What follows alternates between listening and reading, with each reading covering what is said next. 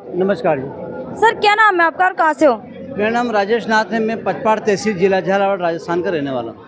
Sir आप बताइए कि जैसे चोरी ठगी पहले भी होती थी और आज भी चोरी ठगी होती है। अ, कोई तो डायरेक्ट चोरी करता है और कुछ होते हैं जो साइबर अटैक करते हैं, ऑनलाइन चोरी ठगी कर रहे हैं।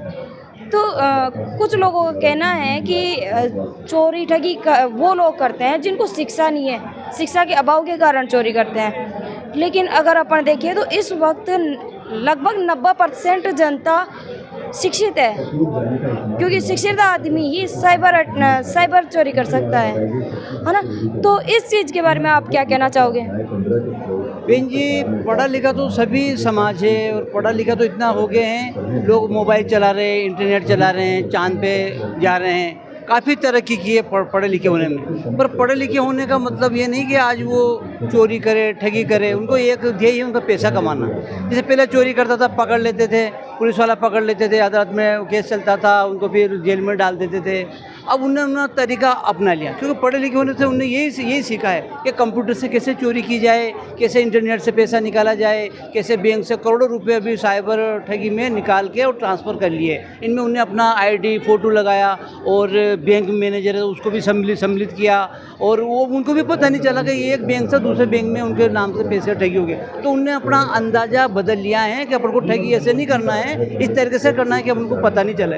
उनको ज्ञान नहीं है। आदमी ऐश करता है कि खाता, शराब भी पीता है, मीट मटन खाता है और अय्याशी करता है। तो वो क्यों करता है? फालतू का पैसा आता है तो पल्ले का धन उसका पल्ले में जाता है। उसको डर नहीं है कि अपन जैसे चोरी करेंगे तो अपना हाथ कटेगा, कि अपन को हानि होएगी, घर में व्यवस्था रहेगी, क्योंकि पाप का पैसा है। ये उनको पाप पुण्य का ज्ञान नहीं है। पाप पुण्य का अगर ज्ञान होता तो ऐसा काम नहीं करता। उनको एक ही ध्येय है कि अपने बच्चों को सुरक्षित रखना, अच्छे से मकान बनाना, एसी कारों में घूमना और अच्छा बिजनेस, अपना पैसा कमाना, उनका यही ध्येय है। तो ये संत रामपाल जी महाराज ने। सर आपने बताया कि ज्ञान नहीं है, तो ज्ञान से आपका क्या मतलब है? क्योंकि किताबें इतनी पढ़ते हैं, लोग शिक्षित हो रहे हैं, तो एक तरीके से ज्ञानी हुए वो, तो फिर ज्ञान से आपका क्या मतलब है? देखो बहन जी, ज्ञान देते हैं, स्कूल में पढ़ाते हैं, तो स्कूल में सिलेबस के अनुसार पढ़ाते हैं। एक उनका ज्ञान होता है कि उनको डॉक्टर इंजीनियर बनना है बस। और तो ज्ञान भी अलग अलग होता है क्या? ज्ञान अलग होता नहीं, वो एक उनका व्यवसायिक ज्ञान होता है कि बच्चे को पढ़ाना है और बड़ों को शिक्षा देना कि IPS अधिकारी बने, डॉक्टर बने, इंजीनियर बने। जबकि ये ज्ञान, आध्यात्मिक ज्ञान कोई नहीं देता है। बस उनका एक ही ध्येय होता है कि अपन ज़्यादा से ज़्यादा बच्चों को पैसा खर्च करें, ज़्यादा से ज़्यादा बच्चों को अच्छे से पढ़ाएं, ताकि बच्चा पढ़ के और अपनी नौकरी लगेगा, 2 पैसे कमाएगा, अच्छा बिजनेस करेगा।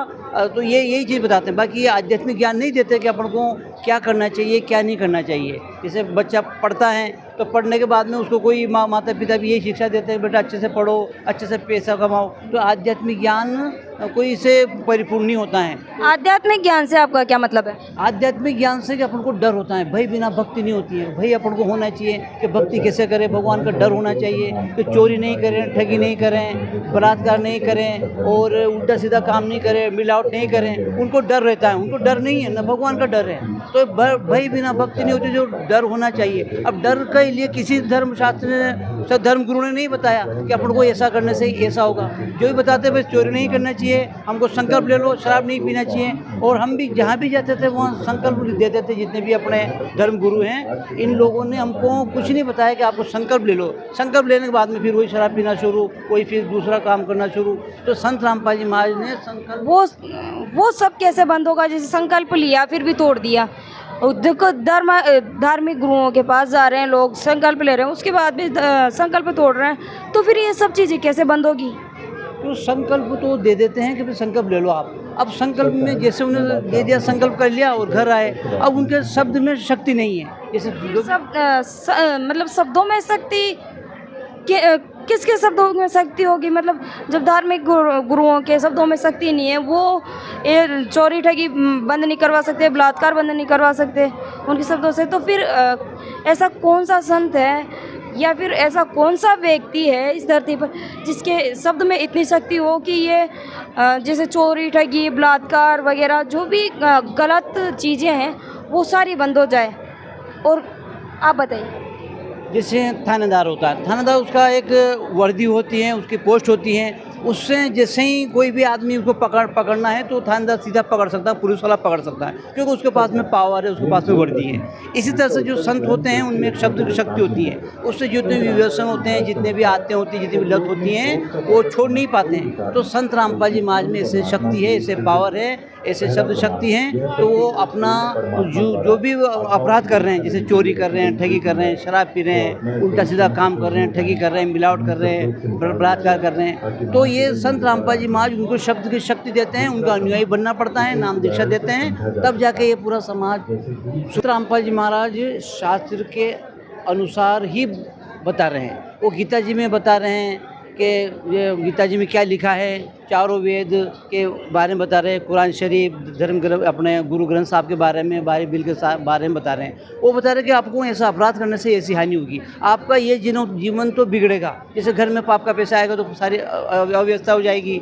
घर में कोई उनका ढंग से परिवार रह पाएगा, न बच्चे रह पाएंगे, न उनके लड़के लड़की रह पाएंगे, और बीमारियां हो जाएगी। देख रहे अपन हर घर में आज 2 से 3 घर में कैंसर हो रहा है, फिर अटैक आ रहा है, साइलेंट अटैक आ रहा है, शुगर बढ़ रहा है, कैंसर हो रहा है, कोई एक्सीडेंट हो जाता है। तो ये क्या कहानी होती है कि वो पाप का पैसा आता है घर में, तो ये जीवन तो उनका बिगड़ेगा, पर आने वाला जीवन भी उनका बिगड़ेगा।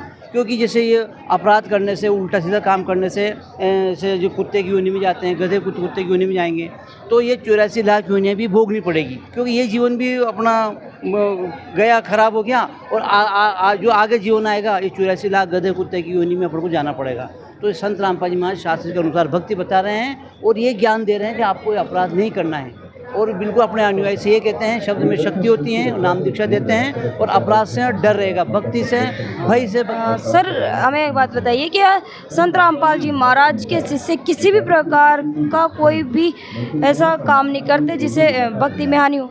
हाँ जी, संत रामपाल जी महाराज के अनुयायी कोई भी इसी प्रकार का गलत काम नहीं करते, जैसे शराब पीना, जर्दा खाना, वो जर्दा लाके तक नहीं देते हैं। जर्दा, तंबाकू, बीड़ी, सिगरेट, मांस वगैरह सबसे परे रहते हैं। न बुराई करना, न बुराई में सहयोग करना, ये संत रामपाल जी महाराज के कोई भी अनुयायी हैं ऐसा काम नहीं करते। तो संत रामपाल जी महाराज नाम दीक्षा देते हैं, तो उसमें हमको एकदम जैसे भगवानों को मंत्र बताते हैं। ये जो भगवान हमारा कमल है, शरीर के अंदर है, उनमें जो सही नाम का उच्चारण करेंगे संत रामपाल जी महाराज से नाम दीक्षा लेके, तो वो धीरे धीरे सारी बुराइयाँ छूट जाएगी। अपने जन्मों की अपने पास गंदगी, अब जन्मों का अपना पाप कर्म बढ़ रहे हैं, इसलिए अपन को के दुख आते हैं। और संत रामपाल जी महाराज शब्द का नाम दीक्षा देते हैं, इन भगवानों को मंत्र देते हैं, तो उसी मंत्र के आधार पे उनको सही ज्ञान होता है, और उनको सुख शांति मिलती है, शरीर में बढ़े रहता है, और आने वाला जो अपना जन्म है वो भी अपना अच्छे से गुजरेगा, 84 लाख में नहीं जाएगा। संत रामपाल जी महाराज कहते हैं कि बाप के पहले बेटा नहीं मरेगा, औरतें नहीं विधवा होगी, 101 पीढ़ी की गारंटी है, बुढ़ापा अच्छा कटेगा, और 84 लाख यूनि में वापस नहीं आना पड़ेगा।